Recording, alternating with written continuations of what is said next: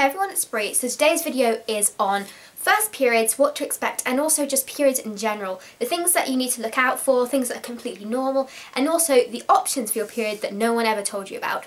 So the first thing I'm going to show you is your anatomy. So this is your anatomy. The main points and main things you need to know about your female anatomy, or rather your female reproductive system, is your ovaries, your fallopian tube, your uterus, your cervix, and your vagina. So those are the main parts of your female reproductive system, and they come into play as to the whole cycle of your period. So the first thing is the phases of your cycle. I've just got a list down here, by the way, of everything so I don't forget something, so if you see me looking down, that's why. The phases of your cycle. So you might not know it, but you actually have 4 phases in your cycle, and your period or your menstrual phase is only one of them. The first phase is your follicular phase, the second phase is your ovulatory phase, the third phase is your luteal phase, and the fourth phase is your menstrual phase. I'm not going to explain them all because, quite frankly, you don't really need to know them unless you're really interested, but just so you have an idea and you just know that they're there. So the first thing I'm going to mention is colour. A lot of people get this kind of image in their head that when you have your period, before you start your period, that it's going to be like blood red in your pants. That's not usually the case. It's usually a kind of reddish brown colour because obviously the blood reacts with the oxygen in the air and it changes colour. Think about when you cut yourself and you have a scab, and after a couple of hours the blood is no longer bright red, it's kind of a darkish brown. That sort of thing you can imagine with your period. It's just the same. The next thing is how long your period can be expected to last, and also how heavy. So going on to the length of your period, often is what's described as the norm is a 4 to 7 day period. But you can give or take a day or two on either side. The thing you need to look out for is if your period is really light and it's only 2 days. If it's 3 days and you have one moderately heavy day, then you're probably okay. But if it's less than 3, you might want to go to the GP and just check there's nothing going on there. The first time you bleed, it's often going to be longer than that. I think my first period was 8 days long, and I use this phrase a lot, but it was literally like Niagara Falls. I mean, every time I took my pants off to change my pad, it was like dealing with a murder scene in my pants. I bled so heavily. And I also bled on a camping trip, which was kind of interesting. To the point where I actually had to stick 2 pads on top of each other around me because I didn't buy long enough pads. And I just kept bleeding through them all, and I had to change like every 2 hours. It was horrific. However, that's very common with your first period, and then after that your periods tend to settle down a bit. Your body tends to adjust and figure out what's going on, and your periods get lighter. And that was certainly the case for me. My period is now only 5 days long. But it's only 5 days long because of something else, and I'll explain that in a second. So, yeah, if it lasts a bit longer than 8 days, it's normal, but anything longer than 10 days, if your period's still kind of heavy at 10 days, definitely go and see your GP, it could be an issue. But in general, if you have to change your pad every 2 hours, that's what we consider heavy, if you're using the slim ones. But in general, it's just a matter of personal opinion. If you think it's really, really heavy, then go and see your doctor. Sorry, I've got a sore throat at the moment. But if you think it's too light, then again go and see your doctor. But usually it's just how your body works, and you'll figure it out over a couple of periods. You'll see, actually, this is my normal, this is how my cycle works. Symptoms, or PMS. I'm one of those lucky girls who doesn't suffer from this. I never get any premenstrual symptoms. But often but actually no, that's not true. I think I get kind of breast tenderness before my period, but nothing like some people just say their breasts are like hot wires when they're on their period, or just before they get their period. Literally you brush it and it's just, complete agony for them. For me it's just kind of an achiness. It's not particularly bad, I can easily deal with it. But also emotional. A lot of girls get very emotional before their periods. I thought I might have had this because I listened to a very sad song and I started crying, and I never cry, so I thought, oh god, have I got PMS now? But then I listened to it mid-month again and I still cried, so I thought, nah, it's just a sad song, I'm afraid.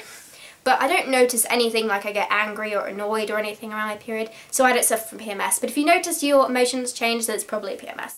And finally, your options. Actually, no, not finally, I'm going to go to pain medication. Obviously, cramps are a horrific thing to deal with.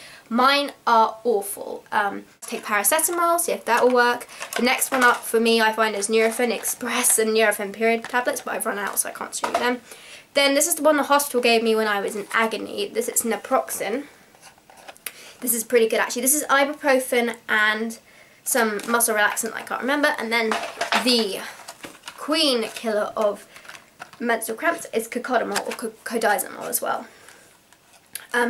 This is paracetamol and codeine, so this has the strong stuff in it.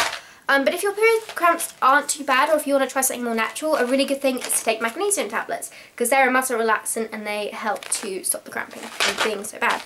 They actually do work for me on my very light cramping days, so it's a good thing to bear in mind. As far as period care goes, what most of you have probably heard of is tampons and pads. These are literally the only tampons and pads I have left because I hate disposables so much. They're just itchy, sticky, sweaty and smelly.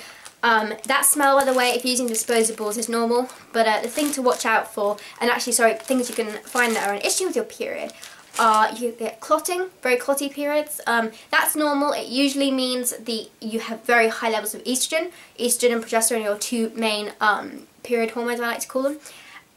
If you have light brown spotting just before you get your period, your progesterone levels are very low, probably. So just bear this in mind. It's something you need to worry about in later years when you're trying to conceive. So yeah, these are the Always Extras. I'm sure most of you have seen a pad, but it looks like this. And we open it up. This is their old pack because I don't have any more. Looks like that, and it has these sticky wings. You stick around it, and it's just this horrible thing. Yeah, this one is scented as well. So they have all of these different things in it, and the perfume as well. What you'll notice is when you take your pad off, you probably get a very nasty smell. If you have a trash can, or a rubbish bin I should say, in your bathroom, and you've put a couple of pads in there already, when you open it up again, you might notice there's a horrible stench when you take it out. That's because the blood reacts with the chemicals in these pads. It's horrible, which is why I don't like using them, but it's not abnormal, so just bear that in mind. Tampons. These are made of a super absorbent substance called viscous rayon. They won't tell you on the packaging because they're listed as medical devices. They don't have to tell you this. Basically, there's a ton of harsh chemicals in these and the pads, but just bear that in mind. So, I only have the small ones left, and I haven't used these forever because I never use them now. But you open them up. This is the Pearl, I think. Yes, the Pearl tampon. This is what it looks like. So let me take it out, because I'm never going to use it. This one's tiny, you could see. And I think this is the one I used on my first period. I completely misjudged how heavy my period actually was going to be. And, yeah, it kind of leaked everywhere. So, a lot of people say to you, when you first start your period, you're going to want to use pads and, for a couple of months before you think about tampons. That's complete rubbish. I used tampons on my first period. You might not want to, but I was just like, yeah, I'm using tampons. So I used tampons on my first period. There's no rule about it or anything like that. And there's no myth. The myths about you not being able to eat certain things, about you not being able to do certain things, complete rubbish. You can do whatever you like on your period. It's not dirty, it's not gross, it's not unhygienic. It's completely natural, completely normal. There's nothing you can't do when you're bleeding.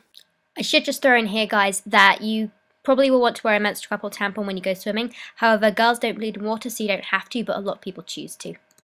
Okay, so a tampon. Oh, the only thing you might want to not do is wear white trousers or white pants, because you can see why. If you do get a leak when you're first starting, it can be kind of you might be kind of embarrassed. But that's what the tampons are made of. And when you see the people dunk them in the water glass and they expand super much, it will never absorb that much, I'm afraid, because what happens is when you wear a tampon, your vaginal muscles, when you walk, will squeeze it. So if there's any excess water in here, it will just be squeezed out and you will leak. So it will only hold about a fifth of what it can actually hold in reality, so sorry about that. The other option you have is using for pads, reusable pads. I use these because they are so freaking comfortable. I mean, this is a pad fabric called Minky. It's just super, super soft. It's made of polyester. And the way these work is you have your underwear, you place the pad in your underwear, and instead of sticking the wings around, you just put the snaps around and snap them together. So your underwear goes through the back of the pad like that. And they just sit in your underwear. And what you do when you take them off is just do that, fold it in half, and put it in a little wet bag, and then you wash them. I have a ton of videos on how to do this because this is what I use and this is what I'm an advocate for. which is why this video will be biased and why I say these are better, because I just love them so much. The great thing about cloth pads is you can basically choose the material. This is something called bamboo velour. It's super soft. This is just regular cotton, and you can see they aren't that thick. And when you wear them, because they curve your body, they don't get sweaty, they don't itch, they don't smell. You could forget you're wearing them. They just completely curve your body. It's great. They don't get hot either. You might find minky gets a bit warm, but cotton definitely won't. The other thing is you could choose the shape. You can see this one flares out a bit more, so if you need more coverage, you can have the shape. You could choose the length, you could choose the thickness, you can choose the absorbency. What you have as the absorbent core as well. We use things like bamboo fleece and cotton, all sorts. So you can always adjust that, and they have fleece on the back to stop them from slipping in your underwear. Fleece is very grippy. So they've been well designed, and again, you just wash them. They will save you money in the long run, but they do involve quite a big initial investment to begin with.